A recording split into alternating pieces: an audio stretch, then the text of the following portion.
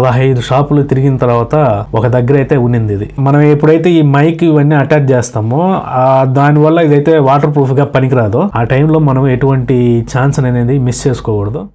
Hi friends, welcome back to our channel. మనం previous వీడియోలో అయితే మాన్సూన్ రైడ్ బడ్జెట్ గురించి అయితే డిస్కషన్ చేసుకున్నాము. దాంట్లో మొత్తం అయితే బడ్జెట్ అయింది, దాని గురించి మొత్తం అయితే నేను చెప్పడం జరిగింది. ఈ వీడియోలో వచ్చి మాన్సూన్ రైడ్ లో వీడియో మేకింగ్ ఎలా ఉన్నింది దాని గురించి అయితే ఈ రోజు కొంచెం డిస్కషన్ చేయబోతున్నాము. చాలా మంది రిక్వెస్ట్ చేసినారు అనమాట. ఇన్స్టాగ్రామ్ లో కూడా చాలా మంది మెసేజ్లు అయితే పెట్టినారు. ఎట్లా ప్లాన్ చేసుకుంటున్నారు ఒక డే కి, ఎట్లా రికార్డ్ చేస్తున్నారు, ఎట్లా ఎడిటింగ్ చేస్తున్నారు, ఏ సాఫ్ట్వేర్లు యూజ్ చేస్తున్నారు, ఎక్విప్మెంట్లు యూజ్ చేస్తున్నారు అని మనకైతే చాలా పర్సనల్ ఇన్స్టాగ్రామ్ లో అయితే మెసేజ్లు కూడా వచ్చినాయి. అదే విధంగా కామెంట్ సెక్షన్ లో కూడా చాలా మంది అయితే అడగడం జరిగింది. ఈ వీడియోని అయితే పెద్దగా నేను లెంత్ గా ఏం చేయను, జస్ట్ ఒక బ్రీఫ్ గా అయితే నేను మొత్తం నా వీడియో మేకింగ్ ప్రాసెస్ ఎలా ఉంటది అనేది బ్రీఫ్ గా అయితే చెప్పేదానికి ట్రై చేస్తా. ఈ వీడియోని అయితే 2 పార్ట్స్ కి అయితే చెప్తా.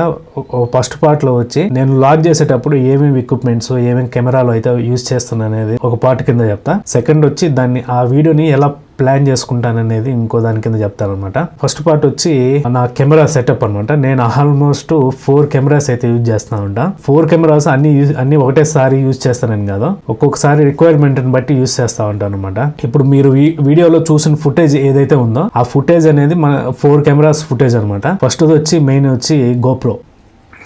సో ఇదనమాట గోప్రో. ఈ గోప్రో కెమెరా ఏంటంటే నేను ఆల్మోస్ట్ ఛానల్ స్టార్టింగ్ అప్పుడు తీసుకున్నా. మనకి అప్పుడు ఆల్మోస్ట్ ఒక 22,000 ఎంత పడింది. ఇది గోప్రో హీరో 10. ఈ కెమెరా వచ్చి నేను హెల్మెట్ కి ఫిట్ చేసుకుంటాను అనమాట. మీరు వీడియోలో చూసుంటారు, హెల్మెట్ కి ఈ కెమెరా అయితే ఉంటుంది. కెమెరా నాకు వీడియో క్వాలిటీ పరంగా చాలా బాగా నచ్చుతుంది. కానీ ఒకటే నాకు దీంట్లో నచ్చింది ఏంటంటే ఆడియో సెటప్ అనమాట. దీని ఆడియో సెటప్ కోసం మళ్ళీ సపరేట్ గా వీళ్ళు ఇచ్చిన ప్రోడక్ట్స్ అడాప్టర్ అయితే కొనుక్కోవాల్సి వస్తుంది. అది కూడా ఆల్మోస్ట్ ఒక 7,000 to 8,000 దాకా ఉంటుంది. DJI కెమెరాలు ఉన్నాయి యాక్షన్ ప్రోలో. వాటికైతే ఇంత అవసరం లేదు, డైరెక్ట్ బ్లూటూత్ ద్వారానే మైక్ అనేది మన కనెక్ట్ చేసుకోవచ్చు. ఇప్పుడు నేను ఇదైతే యూజ్ చేస్తున్నాను కదా, ఈ కెమెరాని నేను DJI కెమెరాకి డైరెక్ట్ వైర్లెస్ కనెక్ట్ చేసుకోవచ్చు. ఈ గోప్రోకి అట్లా ఉండదు. లేటెస్ట్ గా వచ్చిన వాటికైతే ఆప్షన్ ఉందంట బ్లూటూత్, నేను ట్రై చేయలేదు. దీంట్లో అయితే నాకు ఆప్షన్ లేదు. దీనికి సపరేట్ గా నేను ఇది ఒక అడాప్టర్ అయితే తీసుకోన్నా. ఇది గోప్రో వాళ్ళది. ఈ అడాప్టర్ అయితే నేను యూజ్ చేసుకుంటా. ఇది వచ్చి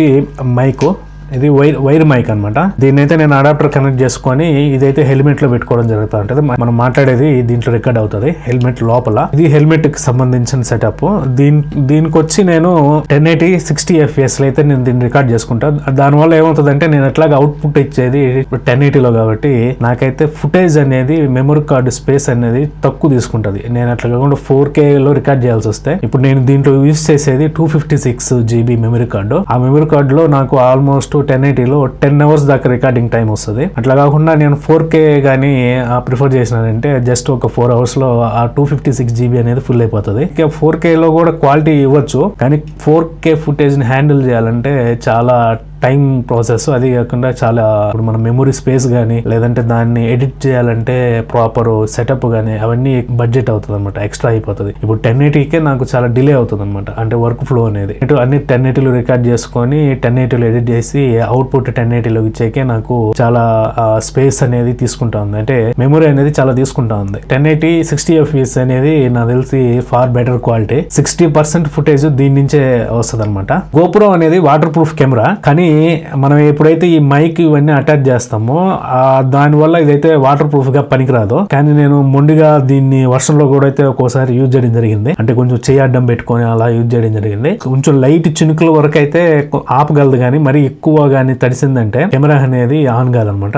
హెవీ వర్షంలో రికార్డ్ చేయాల్సి వస్తే నేను Insta360 అయితే ప్రిఫర్ చేస్తాను అనమాట. ఈ గోప్రో అనేది 30 to 40 minutes అయితే ఒక బ్యాటరీ వస్తుంది. నేనైతే ఒక 2 బ్యాటరీలు అయితే మెయింటైన్ చేస్తా ఉంటా. ఒక బ్యాటరీ దీంట్లో ఉంటది, ఇంకో బ్యాటరీ ఛార్జింగ్ లో ఉంటది అనమాట. ఇది మెయిన్ ఇంపార్టెంట్ కెమెరా నేను యూజ్ చేసే దాంట్లో. సో నెక్స్ట్ యూజ్ చేసే కెమెరా వచ్చి ఇది Insta360. ఈ Insta360 అనేది నాకు చాలా ఫేవరెట్ కెమెరా. అంటే నేను ఎప్పటి నుంచో అనుకుంటా ఉన్నా ఈ Insta360ని కొనాలని. అంటే ఇదేంటంటే ఇంకా ఆన్లైన్ లో చూస్తా ఉంటే మినిమం 30,000 అట్లా ఉంటా ఉంది. దీన్ని నేను యాక్చువల్ గా ముంబైలో తీసుకోవడం జరిగింది. అంటే ముంబైలో ఎట్లా తీసుకున్నానంటే, ఇంతకు ముందు మెగా సిటీస్ అని ఒక సిరీస్ చేసిన, ఆ సిరీస్ లో ఈ మెగా సిటీస్ అనే ఢిల్లీ, ముంబై ఇట్లా ఇట్లాగా చెన్నై, బెంగళూరు ఈ సిటీస్ అన్నిటికి కవర్ చేసుకుంటూ వచ్చిన. అలా తిరిగేటప్పుడు ఎక్కడ నేను ఢిల్లీ అట్లా ముంబై ఆ ఏరియాలో తిరిగేటప్పుడు కొన్ని షాపుల్లో తక్కువ రేటుకి వస్తాయి అని నాకు ఐడియా ఉంది. అవి ఏంటంటే మనం వెతుక్కోవాలి. ఎప్పుడైతే నేను ఈ సిరీస్ లో తిరిగేటప్పుడు ఢిల్లీలో గానీ ముంబైలో గానీ చూసేవాడిని. పోతా కూడా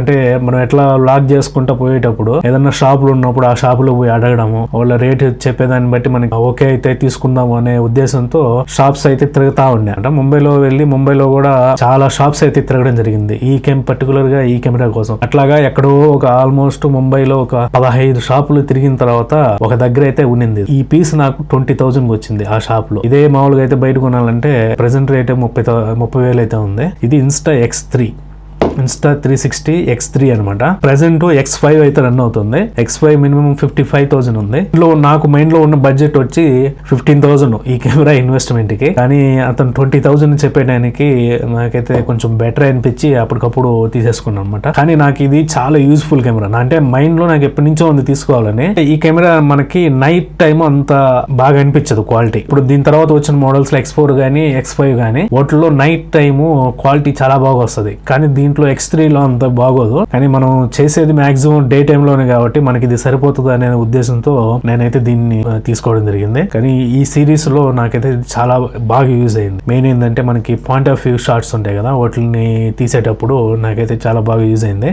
లో యాంగిల్ లో గానీ బైక్ ని డిఫరెంట్ యాంగిల్స్ లో కింద నుంచి మామూలుగా టైర్లు రొటేషన్ అయ్యేటప్పుడు, చైన్ రొటేషన్ అయ్యేటప్పుడు ఈ కైండ్ ఆఫ్ షాట్స్ అనేటివి నేను ఈ కెమెరాలో రికార్డ్ చేసుకోవడం జరిగింది. నేను దీంట్లో యూజ్ చేసేది 128 GB మెమరీ కార్డు. ఆ 128 GB కి నాకు మాక్సిమం ఒక 2 hours అవుతాయి రికార్డింగ్ టైం వస్తుంది. అందువల్ల నేను దీన్ని మెయిన్ ఇంపార్టెంట్ ఏమన్నా అనిపిస్తే తప్ప దీన్ని అయితే ఆన్ చేయను ఎక్కువ. ఫర్ ఎగ్జాంపుల్ మనం ఎక్కడైనా ఆగినామంటే చుట్టుపక్కల ఏదో ఒకటి జరుగుతూ ఉంటది, అవన్నీ దీంట్లో అయితే రికార్డ్ అవుతాయి. ఇప్పుడు గోప్రోలో అన్నప్పుడు మనం ఒక డైరెక్షన్ లోనే రికార్డ్ చేయగలం. అట్లా కాకుండా ఇదైతే ఆటోమేటిక్ గా దీంట్లో రికార్డ్ అయిపోతుంది కాబట్టి మనం మళ్ళీ ఇంటికి వచ్చిన తర్వాత ఎడిటింగ్ లో చూసుకొని ఆ మూమెంట్ ని అయితే మనం క్యాప్చర్ చేయగలం అనమాట. అట్లాగా ఇది యూజ్ అవుతుంది. ఇంకోటి ఏంటంటే ఏదన్నా డిస్కషన్ జరిగేటప్పుడు ఆ టైంలో కూడా ఇది బాగా యూజ్ అవుతుంది. ఫర్ ఎగ్జాంపుల్ మనం ఇప్పుడు ఊటీ నుంచి వచ్చేటప్పుడు పోలీస్ అతనితో మనం డిస్కషన్ చేయడం జరిగింది. అంటే ఆ రూట్ గురించి పోలీస్ అతనితో మాట్లాడేటప్పుడు ఈ పోలీస్ అతను నేను ఇద్దరం ఒకటే ఫ్రేమ్ లో కనిపించేదానికి స్కోప్ ఉంటది ఈ కెమెరా ఉండడం వల్ల. ఇంకొక అడ్వాంటేజ్ ఏంటంటే నేను దీన్ని వైర్లెస్ గా, అదిగోండి ఈ మైక్ ఉంది కదా, ఈ మైక్ ని వైర్లెస్ గా దీనికైతే కనెక్ట్ చేసుకోగలను. ఈ మైక్ ని నేను హెల్మెట్ లోపల పెట్టేసి దీంట్లో బ్లూటూత్ లో కానీ దీన్ని కనెక్ట్ చేసిన అంటే మైక్ ని, ఇది వర్షంలో ఉన్నా కూడా నేను హెల్మెట్ లో మాట్లాడింది ఈ మైక్ ద్వారా నాకు దీంట్లో రికార్డ్ అవుతా ఉంటది వాయిస్ అనేది. ఆ విధంగా వర్షంలో పోయేటప్పుడు గోప్రో అనేది మనకి హెవీ రైన్ లో గోప్రో అనేది వాడలేం కాబట్టి దీన్ని అయితే యూజ్ చేస్తా ఉంటాను. ఇన్స్టా 360 నాకు ఎక్స్టర్నల్ బ్యాటరీ అయితే ఏం లేదు, దీనికి వచ్చిన బ్యాటరీని యూజ్ చేస్తా ఉన్నా. ఎందుకంటే నాకు దీంట్లో ఫ్లెక్సిబిలిటీ ఏంటంటే నేను దీన్ని ఛార్జింగ్ పెట్టి కూడా రికార్డ్ చేసుకోవచ్చు. అంటే కెమెరా లైఫ్ అనేది డ్యామేజ్ అవుతుంది, అలా చేయకూడదు. కానీ ఎమర్జెన్సీ సిచ్యువేషన్స్ లో నేను దీన్ని ఛార్జింగ్ లో పెట్టి కూడా దీన్ని అయితే రికార్డ్ చేయడం జరుగుతూ ఉంటది. ఈ సిరీస్ లో మనకి చాలా బాగా యూజ్ అయింది ఈ కెమెరా అనేది. ఇంకొక మూడో కెమెరా వచ్చి ఇప్పుడు నేనైతే ఏదైతే రికార్డ్ చేస్తానో అదనమాట. ఇది iPhone 15 Pro. ఈ కెమెరా ఎందుకంటే దూరంగా ఉండేటివి రికార్డ్ చేయాలనుకున్నప్పుడు దాన్ని అయితే జూమ్ చేసి చూపించేదానికి ఈ కెమెరాని అయితే యూజ్ చేస్తామంట.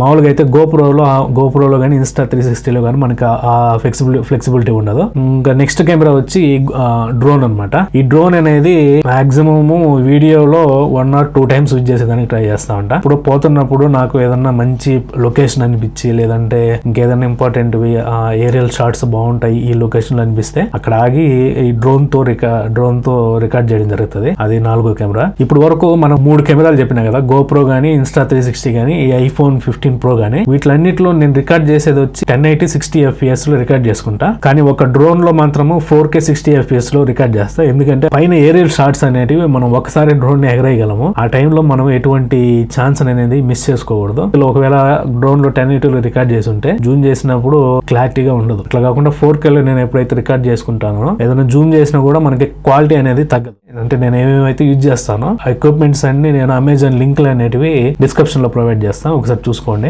ఇది కెమెరా కాదు, యూనివర్సల్ క్లిప్ అని ఇన్స్టా 360 కి యూజ్ చేయడం జరుగుతూ ఉంటది. బైక్ కి ఎక్కడైనా దీన్ని అయితే ఫిట్ చేసుకొని డిఫరెంట్ యాంగిల్స్ లో మనము షార్ట్స్ అనేవి తీసుకునేదానికి గోప్రోతో గానీ, లేదంటే ఇన్స్టా 360తో గానీ ఇదైతే చాలా బాగా యూజ్ అవుతుంది. ఇవి మనం కెమెరా ఎక్విప్మెంట్స్ ఏవైతే యూజ్ చేస్తున్నామో.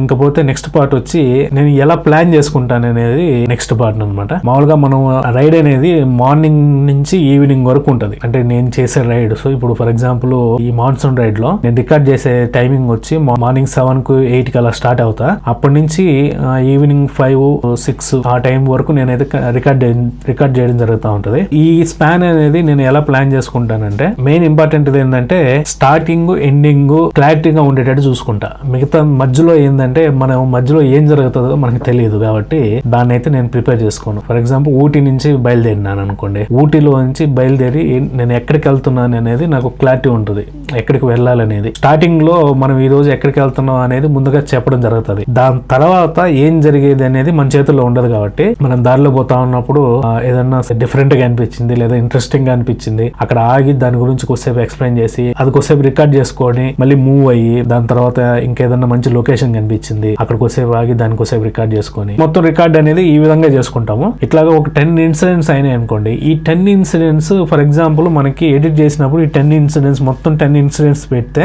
ఒక 40 minutes వచ్చింది length, video length. Proper engaging గా ఉందనుకుంటే 40 minutes అలాగే పెట్టేయచ్చు.